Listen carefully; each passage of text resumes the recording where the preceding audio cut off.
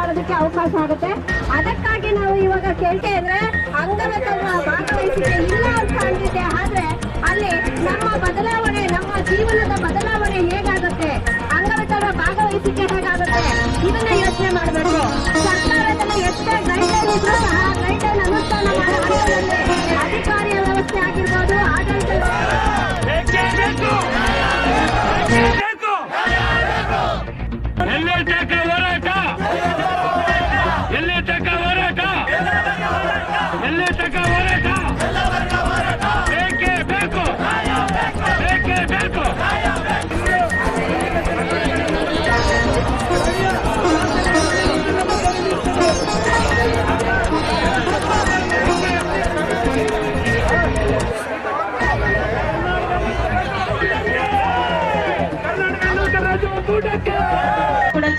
ಸರಿ ಸಾಮಾನು ನೋಡ್ತೀನಿ ಅಂತ ಹೇಳ್ತೀವಿ, ಭಾಷಣದಲ್ಲಿ ಹೇಳ್ತೀರಾ ನೀವು.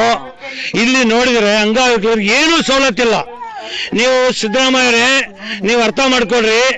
ಕ್ಯಾಬಿನೆಟ್ ನ ಕುತ್ಕೊಂಡು AC ಕುತ್ಕೊಂಡು ಏನ್ ಬೇಕಾದ್ರೂ ಮಾತಾಡ್ತೀರಾ. ಓಟ್ ತಗೋಬೇಕಾದ್ರೆ ಒಂದು, ಓಟ್ ತಗೊಂಡಿದ್ಮೇಲೆ ಒಂದು, ಮಿನಿಸ್ಟರ್ ಆದ್ಮೇಲೆ ಒಂದು, ಅವೆಲ್ಲ ನೋಡ್ರಿ ಪಾಠ ಕಲಿಸ್ಬೇಕಾಗ್ತದೆ ಮುಂದಿನ ದಿನ.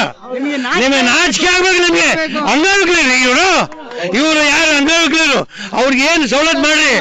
ಏನು ಸುಮ್ಸುಮ್ಮನೆ ಬಸ್ ಫ್ರೀ ಮಾಡ್ತೀವಿ ಅಂತ ಹೇಳಿ ಮಾಡೋದು, ಅವೆಲ್ಲ ಬೇರೆ ಬೇರೆ ಬೇರೆ ಸವಲತ್ತು ಕೊಡ್ಬೇಡ್ರಿ. ಯಾರು ಕೇಳ್ತಾ ಇಲ್ಲ. ಅಂಗವಿಕಲರಿಗೆ ಸವಲತ್ತು ಮಾಡ್ರಿ. ಮನೆ ಸಿದ್ದರಾಮಯ್ಯವರೇ, ಇವ್ರಿಗೆ ಮನೆ ಬೇಕು, ಮನೆ ಕೊಡ್ರಿ. ಇವರು ಪಾಸ್ ಬೇಕು, ಪಾಸ್ ಕೊಡ್ರಿ. ಎಲ್ಲ ಪಾಸ್ ಎಲ್ಲ ಫ್ರೀ ಇರಬೇಕು. ಇವ್ರಿಗೆ ಏನು ಸವಲತ್ತು ಇದಾವೆ, ಇಷ್ಟು ಬೇಡಿಕೆ ಇದಾವೆ. 6,000 ರೂಪಾಯಿ ಸಂಬಳ ಮಾಡ್ರಿ. ಇವಾಗ ಎಷ್ಟೈತೆ? 400 ರೂಪಾಯಿ ಐತೆ. ನಾಚಿಕೆ ಆಗಲ್ರಿ. 400 ರೂಪಾಯಿ ಐತೆ. 6,000 ರೂಪಾಯಿ ಸಂಬಳ ಮಾಡ್ಬೇಕು ಇವ್ರಿಗೆ.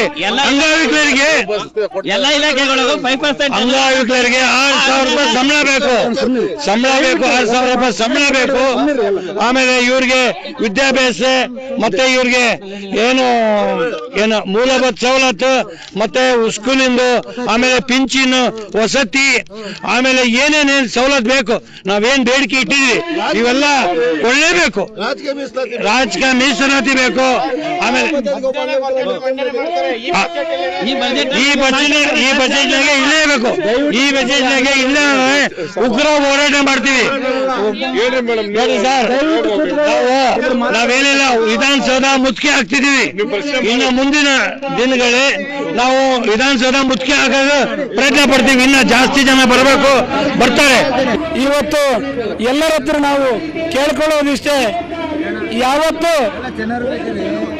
ಈ ಒಂದು ಕರ್ನಾಟಕ ರಾಜ್ಯ ಏನು ಅಣ್ಣ ಬಸವಣ್ಣನವರು 12ನೇ ಶತಮಾನದಲ್ಲಿ ಅಣ್ಣ ಬಸವಣ್ಣನವರು ಜಾತಿ ಮತ್ತು ಲಿಂಗ ತಾರತಮ್ಯಕ್ಕಾಗಿ ಏನು ಕ್ರಾಂತಿ ಎಬ್ಬಿಸಿದ್ರು, ಅದೇ ಪುಣ್ಯಭೂಮಿಯಿಂದ ಇವತ್ತು ಅದೇ ಪುಣ್ಯಭೂಮಿಯಿಂದ ನಾವು ದೇಶದ 15 ಲಕ್ಷಕ್ಕೂ ಅಧಿಕ ಅಂಗವಿಕಲರ ಒಂದು ಸಮಾನತೆ ಮತ್ತು ಏಕತೆ ಮತ್ತು ಸಾರ್ವಭೌಮತ್ವಕ್ಕಾಗಿ ನಾವು ಈ ದಿನ ನಾವು ಬಸವ ಕಲ್ಯಾಣದಿಂದ ಬೆಂಗಳೂರು ಫ್ರೀಡಂ ಪಾರ್ಕ್ ವರೆಗೆ ಬೈಕ್ ರ್ಯಾಲಿ ಮತ್ತು ಕಾನೂನು ರಥಯಾತ್ರೆಯನ್ನು ಹಮ್ಮಿಕೊಂಡು ಈ ದಿನ ಬಂದಿದ್ದೇವೆ.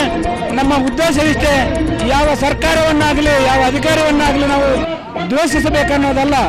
ನಮ್ಮ ಉದ್ದೇಶ ಇಷ್ಟೇ, ಯಾವ ಬಾಬಾ ಸಾಹೇಬ್ ಅಂಬೇಡ್ಕರ್ ಅವರ ಸಂವಿಧಾನದ ಪೀಠಿಗೆಯನ್ನು ನೀವು ಕೈಯಲ್ಲಿ ಹಿಡ್ಕೊಂಡು ಹೇಳ್ತಾ ಇದ್ರೆ, ವ್ಯಕ್ತಿ ಗೌರವ ಮತ್ತು ಸಾಮಾಜಿಕ ನ್ಯಾಯ, ಸಾರ್ವಭೌಮತ್ವ ನಮ್ಮೆಲ್ಲರ ಆದ್ಯ ಕರ್ತವ್ಯ ಅಂತ ಪ್ರಮಾಣ ವಚನ ಭಾರತಾಂಬೆ ಹೆಸರಲ್ಲಿ ನೀವು ಏನು ಪ್ರಮಾಣ ವಚನ ಮಾಡ್ತೀರಿ, ಆ ಬಾಬಾ ಸಾಹೇಬರ ಒಂದು ಸಂವಿಧಾನಕ್ಕೆ ಅನ್ಯಾಯ ಮಾಡ್ತೀರಿ ಅನ್ನುವಂಥ ಮಾತನ್ನು ಇಟ್ಕೊಂಡು ನಮಗೆ ಯಾಕೆ ವ್ಯಕ್ತಿ ಗೌರವ ಇಲ್ಲ, ನಾವು ಮನುಷ್ಯರಲ್ವಾ, ನಾವು ವ್ಯಕ್ತಿಗಳಲ್ವಾ, ನಾವು ಸಾಮಾಜಿಕ ನ್ಯಾಯ ನಾವಲ್ವಾ ಅನ್ನುವಂಥ ಒಂದು ಮಾತನ್ನು ಇಟ್ಕೊಂಡು ನಾವು ಮಾನ್ಯ ಸಿದ್ದರಾಮಯ್ಯನವರೇ, ನೀವು ಕಾನೂನು ತಜ್ಞರು, ಯಾಕೆಂದ್ರೆ ನಿಮ್ಮಷ್ಟು ಕಾನೂನು ಯಾರು ಬಲ್ಲವರಿಲ್ಲ ಅಂತ ನಾವು ಭಾವಿಸಿದ್ದೇವೆ. ಯಾಕೆ ಅಂಗವಿಕಲರು ಕಂಡ್ರೆ ನಿಮಗೆ ಕಣ್ಣು ಕಾಣೋದಿಲ್ಲನ್ರಿ? ಕಣ್ಣು ಕಾಣದಿದ್ರೆ ಪರವಾಗಿಲ್ಲ, ನೀವು ಕಾನೂನಾದರೂ ಕೇಳಿಸ್ಕೊಳ್ಳಿ. ನಾವು ಬೇಕಾದ್ರೆ ಹೇಳ್ತೀವಿ, ನಿಮ್ಗೆ ಆಡಿಯೋ ಕ್ಯಾಸೆಟ್ ಬಂದಿದೆ, ಇಲ್ಲ ನಾವೇ ಬಂದು ನಿಮ್ಮ ಕಿವಿಯಲ್ಲಿ ಊದುತ್ತೀವಿ ನಾವು. 2016 ಕಾಯ್ದೆ ಏನ್ ಹೇಳ್ತದೆ ಅದಕ್ಕೆ ನಾವು ಕೇಳ್ತಾ ಇದ್ದೀವಿ. ಎಲ್ಲವರೆಗೂ ನಾವು ಆಳುವವರಾಗೋದಿಲ್ಲ, ಅಲ್ಲಿವರೆಗೂ ಅಧಿಕಾರ ಸಿಗೋದಿಲ್ಲ. ಡಾಕ್ಟರ್ ಬಾಬಾ ಸಾಹೇಬ್ ಅಂಬೇಡ್ಕರ್ ಅದನ್ನೇ ಹೇಳ್ತಾರೆ, ಆ ಅಧಿಕಾರ ಸಿಗದ ಹೊರತು ಅಭಿವೃದ್ಧಿ ಸಾಧ್ಯನೇ ಇಲ್ಲ ಅಂತ. ಹಾಗಾಗಿ ನಮ್ಮ ಅಂಗವಿಕಲರ ನಡೆ ರಾಜಕೀಯ ಕಡೆ ಅನ್ನುವಂಥ ಅಭಿಯಾನವನ್ನು ಹಮ್ಮಿಕೊಂಡು ಬಂದು ಇವತ್ತು ಇಲ್ಲಿ ಮಾನ್ಯ ಸಿದ್ದರಾಮಯ್ಯನವರು ಬಂದು ಈ ಒಂದು ಮನವಿಯನ್ನು ಸ್ವೀಕರಿಸಿ ನಮ್ಗೆ ಅಧಿಕೃತ ಆದೇಶ ಹೊರಡಿಸೋರಿಗೆ ನಾವು ಎದ್ದೇಳೋದಿಲ್ಲ. ಒಂದ್ ವೇಳೆ ಅವ್ರು ಬರದೇ ಇದ್ರೆ ಇವತ್ತು ಫ್ರೀಡಂ ಪಾರ್ಕ್ ಅಲ್ಲಿ ಕುಂತಿದ್ದೇವೆ. ನಾಳೆ ಒಂದೇ ನಿಮಿಷ, ನಾಳೆ ಇನ್ನು ಸ್ವಲ್ಪ ದಿನದಲ್ಲಿ ಪ್ರತಿಯೊಬ್ಬ